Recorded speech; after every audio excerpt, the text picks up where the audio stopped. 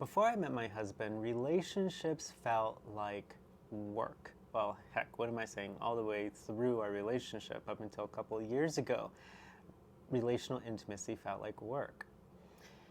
When I was a kiddo, I felt as though I was a waiter, and my family, my culture, my community, my church, they were all sitting in the cafe, and I had to serve them.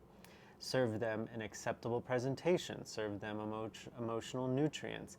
And in this context, as this waiter, I felt as though my badge and my uniform and my big tray with all of these yummy, tasty treats for them to feed on was my job. It was what I was designed to do.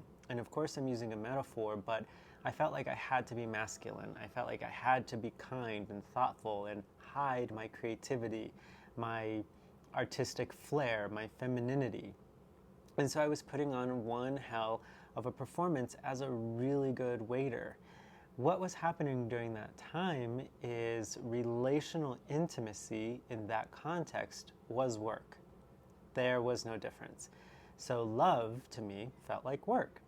So fast forward, I meet my husband, and on the subconscious level, I say, I'm not signing up for a double shift. There's no way I'm going to put on that uniform again and get back to work.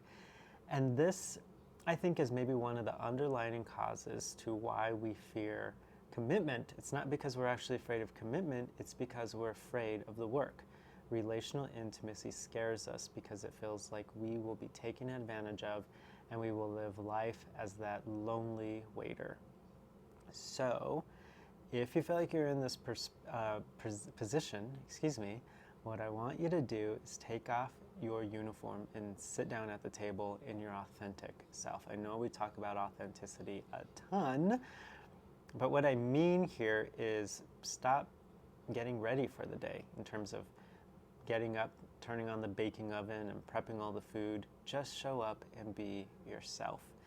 This will help you redefine relational intimacy and learn your value when you're not in your costume, which is the perfect position for you to swallow your own inherent value. So remember, you're not afraid of commitment. We just need to get used to relational intimacy all over again.